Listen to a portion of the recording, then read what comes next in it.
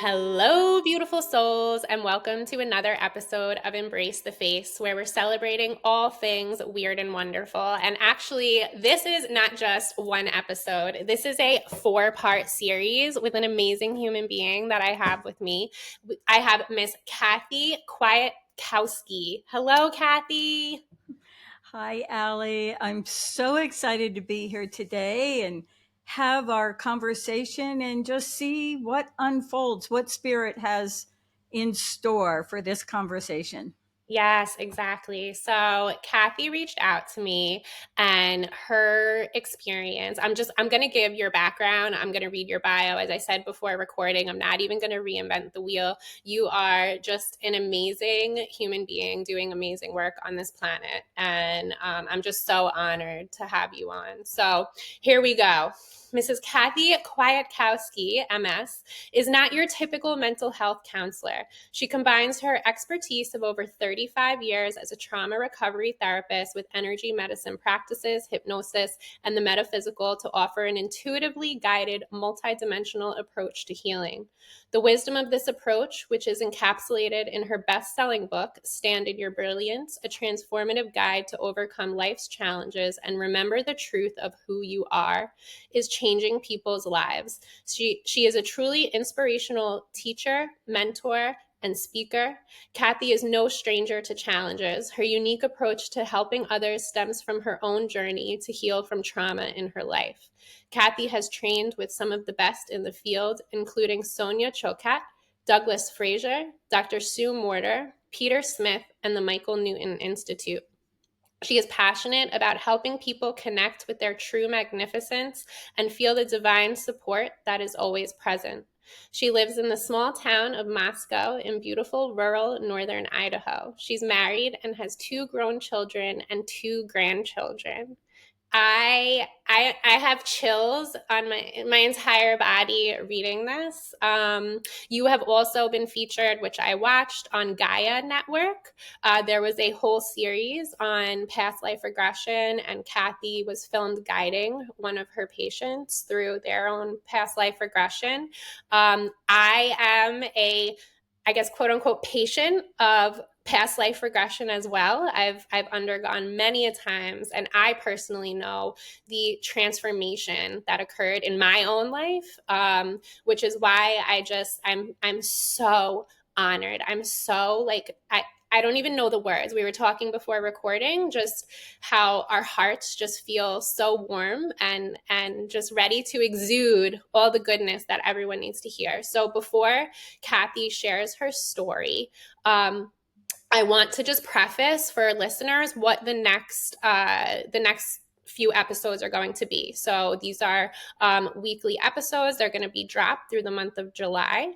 And this first episode is all about Kathy. Kathy is going to take the stage. She's going to share a little bit about where she comes from, how she got here, and why she does what she does.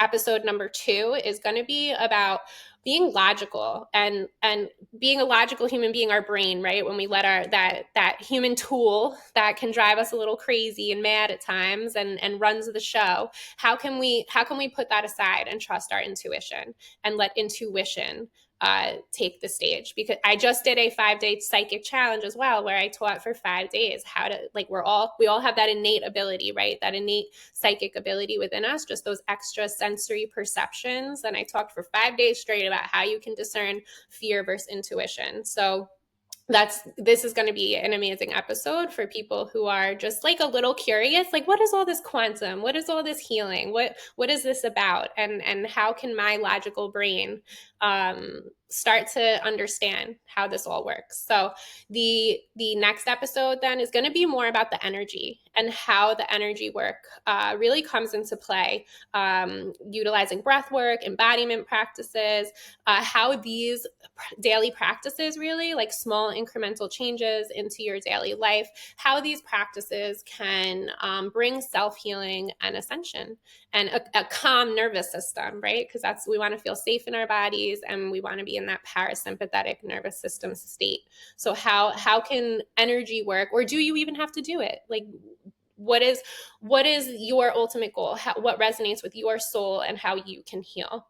And then last but not least, Kathy's going to guide us through what are all the benefits of past life regression, life between lives, which we're going to talk about, and just quantum healing in general, and how does trauma healing, is it directly correlated? Do you have to heal all your traumas before you start doing this work? And we're going to talk about all of these aspects of life. We're going to talk a lot about how it helped both of us as individuals, and also how these concepts can help you. So Kathy has come up with these amazing topics for these episodes, and I'm just so excited to get going. So Kathy, without further ado, in my New York rambling, I want you to share your story, and as much or as little as you'd like. And thank you again for being here.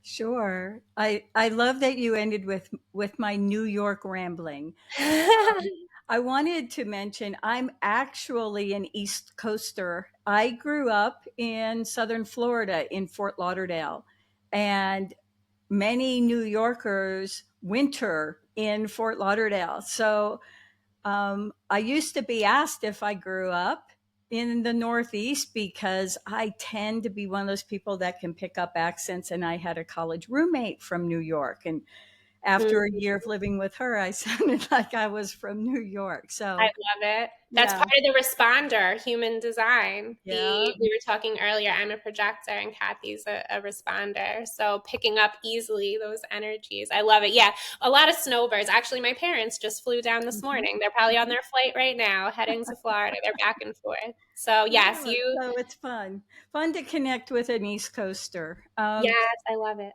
So as I was thinking about how I wanted to share my story for your podcast, what really landed in the end after I thought it all through was the importance of talking about how, if you look back on your life, you'll be able to see how your soul and spirit was guiding you the whole time. And I think my story is a great reflection of that. So as a young kid, I was not at all tuned into this idea of being intuitive. I'm not like other intuitives where I felt like I had a gift early on and I had to deal with that. I was like your really ordinary, typical little kid. All I wanted to do was play outside, climb the trees, play kickball. Super, I would say I have a smidge of ADHD. And I just liked to be outside all the time. Never wore my shoes, my feet were the soles of my shoes. This was just how I was as a kid. Um, I grew up in a really typical lower middle class family that looked really healthy and ordinary. We went to church every Sunday and sat in the pew. Nothing out of the ordinary for us from the outsider's perspective. But inside my home was a really different story. I had because he's now transitioned an older brother who was definitely ADHD, but at the time people didn't know what that was or diagnose it, and so he wreaked a lot of havoc in our home. He was quite impulsive, and I experienced a lot of unpleasant things. We'll just put it that way as a result of him being in our family. And that was the beginning of, didn't understand it at the time, but that was the beginning of my trauma. Just living in this chaotic home and having all of these unexpected events happening all the time. And like many families, I had parents who, I mean, they were very focused on, you know, making the money, keeping the roof over your head, food on the table, kind of a thing. They both worked, left on my own quite a bit. But the saving grace was my twin brother, who he and I kind of got each other through. I also have an older sister who's 6 years older, but 6 years is a big gap. And she was pretty much, she was doing her thing or in the role of parenting us, which did not bring her into our favor very much because Mhm. so anyway, when you think about as I'm talking about all of this, it's just to set the stage for what we call developmental trauma. And that's the stuff that happens young in life. I also was born very small. And so I was left in the hospital while my mom took my twin brother home for a few days because they needed to make sure that I was okay. Um, I have a fun, I have a story in my book about what it was like being the second born of twins. I actually, in one of my own journeys, felt the experience of my twin leaving the womb before me and like, wait, where are you going? Kind of a thing. So, Oh. anyway, holy cow, let's not start the story all the way back there, right? I always think of the movie Look Who's Talking with Oh, John right. Travolta. So, so anyway, I got very focused on my survival strategy in my family was to achieve and be good at things, because if I was achieving and good at things, then I got what I needed in terms of love and attention. Um, and it worked, like survival strategies. They're there for a purpose and they get us through, they help us to feel love and cared for, but long term they can work against you when it gets out of balance, which was the case for me. So, where was spirit in all of that? At the very beginning, spirit was the part of me that just had me out riding my bike and climbing the trees. And that was me being in my spirit. But the thing was, it was too much for for my parents. And so it would get squelched. Um, so I kind of learned to be a little bit smaller because it was too much for other people. Mhm. Um, I played sports growing up, and that was another saving grace for me because I could be away from home and at the tennis courts. I actually played at Holiday Park where Chris Evert, anybody who knows tennis, Chris Evert was in the tournaments that I played in, and I had lessons from her father. So it was that became my community later in grade school and kind of my refuge. I could just be at the park until it got dark, and then I walked home, which was a few blocks away. I went to college on a tennis scholarship. I had no idea what I wanted to do professionally. So, literally at college registration, when they asked me to declare my major, I just said, well, what are you good at here? Which made sense to me. It's like, I love it. I just want to study whatever you guys are good at What's your teaching. specialty? So that's how I became a deaf education teacher, because I went to school in St. Augustine, where the Florida State School for the Deaf I is. know that city very well. And I thought, whoa, that would be really cool. And I loved becoming fluent in sign language. It felt that was probably the beginning of me really thinking about how can I help others? Because up until then, it was just kind of like, how am I going to be okay? Right? Like, how am I going to feel okay and find my place in the world?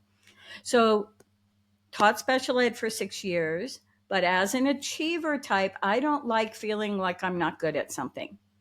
And I had some very challenging students who had emotional difficulties. And so I thought, well, I need to figure that out. So, what do you do to get better at that? You go and get a psychology degree so that things make more sense. And it's like, I refuse to fail. So, I guess I need more training. Mhm. So that's what led me into my psych degree. Now, this is something that's very telling.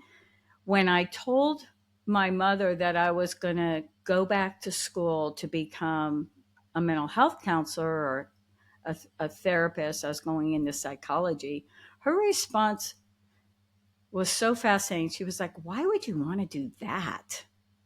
And I was like, "Huh, Mhm. interesting." Interesting. Yeah, Right? perspective is everything. Yeah. Right. That says a lot. Of course, Yeah. in Yeah. the end, later in life, it made more sense to her. But so I get my psych degree and I'm doing that. And I'm like, wow, suddenly all of these things that have been very confusing in my personal life are starting to make sense. And that was kind of my first eye opener to how dysfunctional my family was. I Mm, really actually didn't even realize how dysfunctional they were. Um, so I went from there to teach because I had been a teacher of special ed kids. I specialized in working with kids and working with families. And initially, even as a therapist, I was highly cognitive. I was drawn to approaches that were more strategic.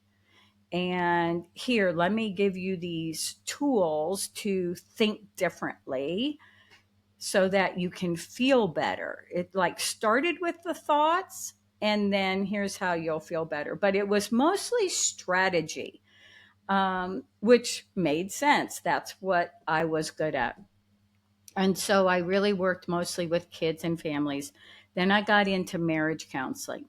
Well, when you do marriage counseling, a lot of emotions start showing up in the room. mhm, And I really had not learned how to deal with emotion. In my family of origin, you didn't share emotions, it was all under the radar. You could cut the air with a knife for sure. mhm. But, and if you did express your emotion outwardly, it was not received well. So you just kind of learned, the hallmark of emotional avoidance is you get to a point where you don't even know you're feeling something. You reject the feeling before it even comes into your conscious awareness when you get really good at it. Yes. So when these emotions started showing up in my office, again, the achiever in me was like, oh my gosh, I don't know what to do with this. I need more skills. So I got focused on how to deal with emotions and discovered how emotionally avoidant I was. And I was like, whoa, I don't even know how to deal with my own emotions. So this was the beginning of my own recovery, my own trauma recovery work, doing my own therapy so that I could be fully accessible to my clients and not be, dealing with all my own stuff while I was trying to help them. Um, so let's see. Where am I in this story? Okay, so I get some more training on how to deal with emotions. This is a funny story. I go to this training about being with emotions, and the first activity that they do is they have us close our eyes. And then I think we were supposed to like open up to, well, just close our eyes and get a sense of ourselves, right? Okay. That's what it was. Close your eyes and get a sense of yourself. And when I closed my eyes, all I saw was like this bobbing head. There was no body. And Mhm. I was like, oh, this is not good. So that's how much I was in my head and Yeah. not in my body and not in my emotions. Yeah. So right about then, I had a colleague in my group practice who taught mindfulness meditation. And he said, Kathy, how about you come do my course? That was the beginning of my meditation journey. He did the MBSR training, which is very well known throughout the country. It's used in medical settings, mindfulness based stress reduction, MBSR. It's been researched. It's so effective.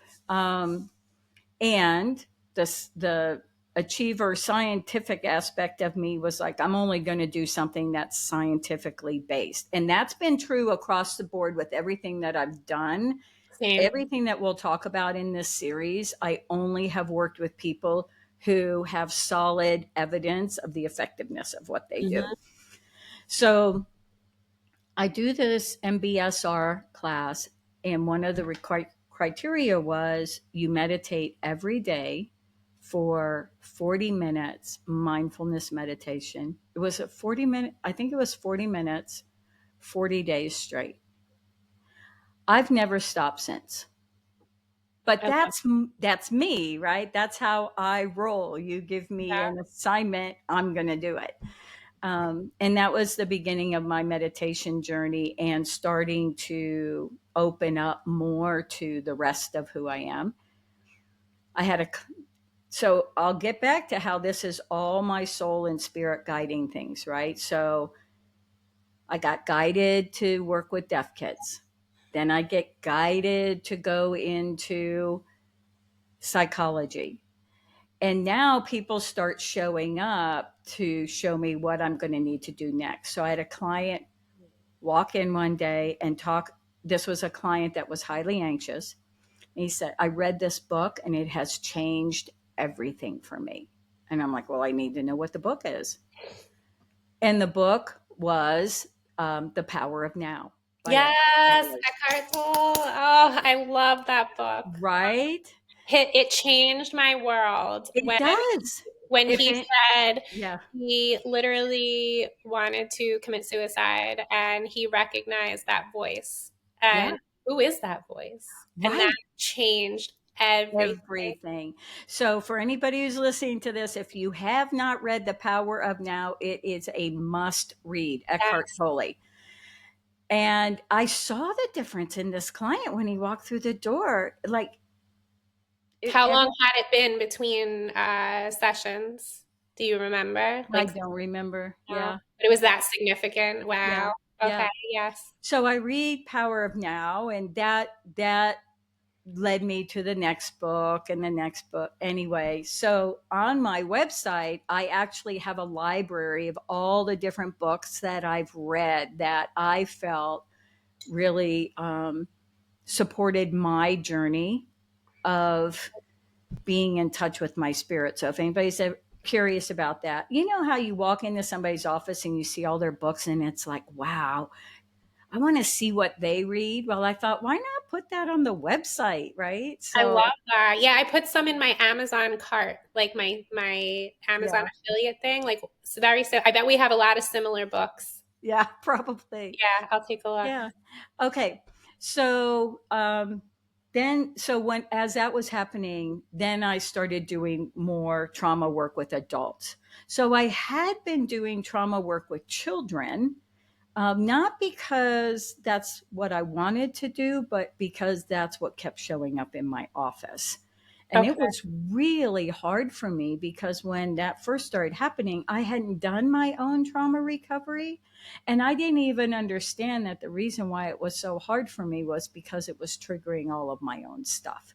Mm, So once I did started doing my own trauma work, it was way easier to work with other people with trauma. Um, so I went from being a cognitive therapist to more of an emotion based therapist. And here's the thing, when people come into counseling, and think about this for yourself, when you go to talk to a therapist, are you more interested in, I want to understand why I'm feeling the way that I'm feeling, or I want to be able to clear these emotions so I'm not carrying around so much baggage, right? mhm, The logical human aspect of us always will want to understand, because when we understand, our confusion goes down. And that was my initial relief when I went into my training in psychology, was like, oh, now this makes sense, because I was so confused about so many things, especially why I even felt the way that I felt. So having understanding is really helpful, but it doesn't like unload the trauma. mhm, Just helps you to make sense of it. But when you get better at actually being with whatever emotions are in there, those emotions actually dissolve because they're just energy, which we can talk about in future further in the conversation. But mhm. everything is energy. Thoughts are energy, emotions are energy. So when you can be present with the emotions, the energy just shifts, right? Now you're not still carrying it. The baggage, the suitcase gets smaller. Yeah. Sweet. Okay. Um, so now I'm more comfortable with emotion, working with people. And somewhere in here, um, I find out about a person in town who does Reiki. I'm curious about that. I have a very curious mind and I love to learn. Same. I'm finding we're very similar. The more you're talking, I'm like, wow, okay. So I go and I get some Reiki training. I do Reiki 1 and Reiki 2, and I'm like, ooh, this is really cool. Um, Meanwhile, things are starting to shift a little bit with my religious belief system. I grew up really traditional Lutheran. Okay. So, my soul, my spirit is starting to work with me in terms of loosening up my thinking about religion and spirituality, which is like a whole nother conversation. Hmm. Um, but, when you move more into mindfulness and then you start feeling energy, you're no longer just in kind of the dogmatic belief system of religion. You start sensing, wait a minute, there's something more here. Hmm. Um, so I'm doing Reiki. I meet a woman who her daughter is in school with my daughter, and they want to do play dates together. And um, she ends up being my best friend. But she, at the same time, was going through her process of opening up to intuition. She's now a very skilled psychic, intuitive. Love it. And so I meet her. She introduces me to the I Can Do It conferences. Have you heard of those? I think so. They I were back in the day. They were put together by Hay House. Okay, Where yeah. Louise Hay, yeah. Yeah, Yes, yes, yes. lots Okay. of they would do these big conferences. This was way before COVID. And they would bring in, Brian Weiss and Robert Holden and Amazing. all the big names, right? And do workshops. So she invites me to go to one of these conferences with her. The very first keynote is Wayne Dyer. There's like 2,000 people in the auditorium. The whole place was vibrating. I was like, what is Chills. this? It chills, yeah. Yeah. Well, it was a 3-day conference. And over the course of the 3 days, I had my most profound visual experience of seeing orbs. It's never happened Like on since. the daily, like throughout the day. As I was just walking outside, I could Very see them. cool. It's like the veil, Mhm. got much thinner for me. Yeah. And of course, it was because I was around 2,000 other people who were vibrating at this really high level, right? An epicenter. Yeah. Right, I love it. right. So from there, I start doing my training specifically to build my intuitive skills. So that's when I started working with Sonia Choquette and doing her trainings and getting specific skills for how to tap more into my intuition. And then If anybody doesn't know who she is, I've followed her a long time. She's great, valuable resource on she's a intuition. valuable Yeah, honing resource. in. Yeah. Yeah, absolutely. From there, I'm introduced to like science of mind teachings, Ernest Holmes. I'm reading that. I have a friend here who didn't know that she was into any of this, and we're just going for a walk one day and we start talking. And anyway, long story short, she tells me about this book, Journey of Souls by Michael Newton. Yes. And I was like, I could feel it, like, okay, wait a minute, I'm meant to read this book. So I read Journey of Souls. As I'm reading it, it's like I already know all of this. Like I was instantly in touch with kind of all of the greater knowing. And then she's like, we should go do this LBL regression and see what it's like. So we find a facilitator about 5, 6 hours away. We go to do sessions with him. We're sitting with him. He has us come in together to do the intake appointment, which is curious to me as a practitioner. I would never do that. Yes. Yeah. But he did that for a reason. And we're sitting there and he's talking to us, me and my girlfriend and him. And my girlfriend turns to me and goes, I just heard that you're supposed to do this.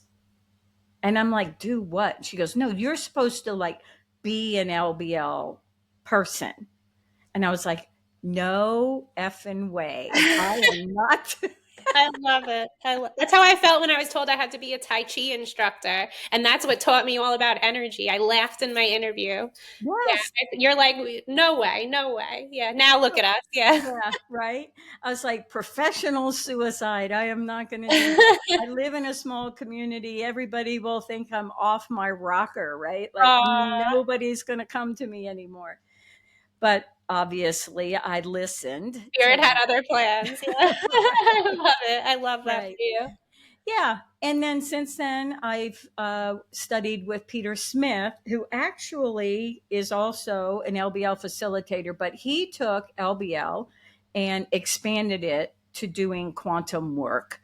Um, he actually was a colleague with Michael Newton. He was the president of the Newton Institute for years.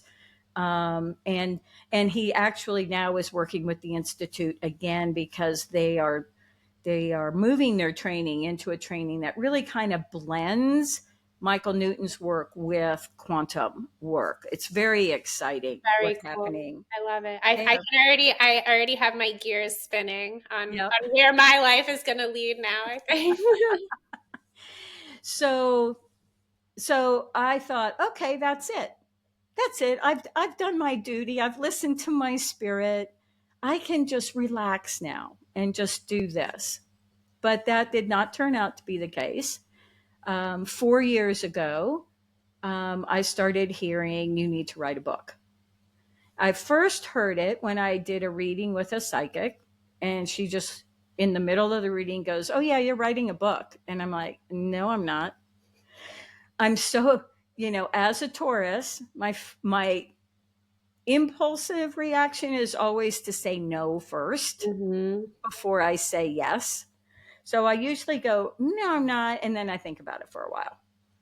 Um, so I just kept meditating on, like, really, am I supposed to write a book? And then what really inspired me was this thought that there are so many people out there that will never sit inside a counselor's office and could benefit from just knowing some basic things. So, my initial desire with the book was what would be the things I would want everybody to know that will never, these people that would never sit in a counselor's office? What do I want them to know? And that's where I started. Mm. What I didn't know was that writing the book was going to help with some more healing that needed to happen for me. Um, so as I wrote it, that happened at the same time, which was really a crazy process to witness just within myself. Hmm. Um, I decided at the beginning that because I felt it was all being guided, that I was only going to write when I felt inspired. I learned a lot about how to structure writing if you've never written a book. Things like set your butt in the chair, whether you feel inspired or not. And even if you sit there for 2 hours and nothing comes, check the box. You did your duty that day. Hmm. And, because it breaks those avoidance patterns and it never gets done, right? Yes. Um, Halfway through writing that book, I was going to bail. I was like, no, this this there, this isn't good. It's not good enough. I think this was a mistake. So I give the manuscript to my same girlfriend who did that LBL with me. She's a she's a professor and writes all the time and is just an amazing writer and editor. And I was talking to her about how I was going to bail on it, and she goes, "Let me read it." Let me see where you're at. So I give it to her, and she comes back and is like, you cannot stop this. This is Aw, really good. And I was I like, believe it. Yeah. really? She's like, do you realize that this is the point where most people stop? Well, that's all she had to say to me, the achiever type, because I'm Mm, not going to be in that category of I'm just the quitter like everybody else who has quit a process. I was like, no, no, no. So that one statement of this is where most people stop in the process became my motivation, I love it. which, yeah, And just a few words Spirit needed you to hear in that now. yeah, Yeah, I love that. yeah. So the book came out 2 years ago, and I thought, okay, that's it. I can rest now. Mm. Congratulations, by the way. That's Thank quite an you. accomplishment. Yeah. Yeah. And Thank then you. and then Spirit said, "Here, hold my beer. Here's what's next for you." Right, right. And what's next was creating some online courses. Very cool. Um, so there's an 8-week course that flows with the book that I've run it once, and I'll run it again in the spring. And then from there, it flowed into a 6-month group mentorship that's all online, which is just finishing up next week. And it has been such a joy because we get to do actual extended processes in a small group of, well, this particular group, it's 5 people. It's hopefully will be 10 the next go round, but we do a process all together, and then everybody gets to talk about what their experience was with the process, which is so powerful because as you hear other people describe what they experienced, it's like, oh, wait a minute. And it makes you realize there were some other things that happened in your own journey that really you wouldn't have paid attention to. It's like everybody in the group, their spirit is facilitating the process. The mastermind, the mind, Yeah. yeah, meeting of the minds. I love it. So Yeah. that's where I'm at right now on my journey I with what love I do. Thank you so much for sharing. That is just the beginning of what we're about to get into. So, I personally can resonate on many levels of that. Oh, I have an idea in my head. Oh, there's a certification. Oh, I'm going to take it. And whether I utilize, I have a certification in forensic nursing that I have never really utilized ever, but I just love learning and growing and knowing. And I just appreciate your story so much. Just allowing spirit to guide you and being open to that. And I remember when I first started training in Reiki myself, I said, how can I heal others? Like, how can I, even when I became a Reiki master, and for those who are not familiar, all the different attunement levels of Reiki, your intuition as you get attuned is said to grow and expand.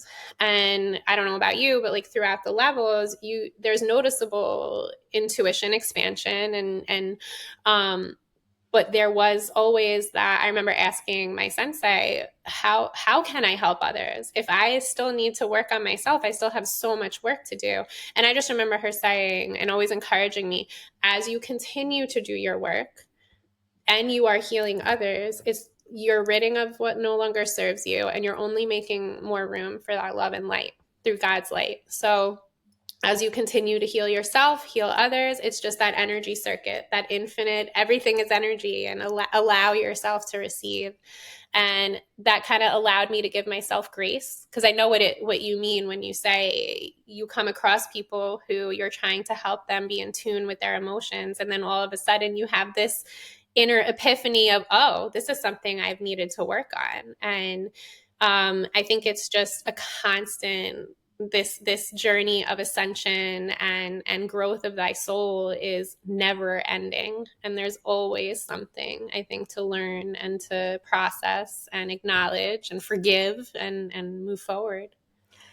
So I've had a couple of thoughts while you were saying all of that. First off, when you mentioned taking the forensic nursing and never used it, that would be impossible. That, of course, there's certain things from that training This is true. I did go on to do to train in sexual assault nursing, and have always in the trauma bay would utilize the skills when collecting evidence. Of But course. yeah, so that is true. Yes, we never Yeah. know. It does play a part Yeah. in our Yeah. life role The in that other era, thing, every era of our life. right, right. I mean, it's virtually impossible to kind of figure out all those little pieces. It would be like one of those 5,000 piece puzzles that you're trying to, like, you know, decipher all of that. The other thing that was coming to me as you were talking was just what we know about unity consciousness, right? Like, Mm, we are all one consciousness. So whatever you're drawn to or whatever is reflecting back to you, it's all part of you. And there's a reason why you're being drawn to that. Um, yeah, there's so many pieces to how to think about that unitive consciousness and how mm. we're all the same energy. Yes, yes. I just spoke about that in my last lunar ceremonies about the collective, and even understanding the Shunin resonance, the Mother Earth's heartbeat, and knowing what's going on, the energy of the world. So I think that too allows us to give ourselves grace and to know that it's not always us. It's not so while we always have something to work on, it could also be collectively as well. That's a whole we could do a whole That's series a on whole that nother, too. I know. a Gonna whole nother jot down all conversation. the ideas. I know. So okay, so thank you, Kathy, for sharing your beautiful story and being vulnerable enough to walk us through each and every step of the way. And I cannot wait to continue towards the next episode. So thank you everybody for listening to episode 1 of this 4-part series, and we are going to move on to part 2. Peace out and God bless.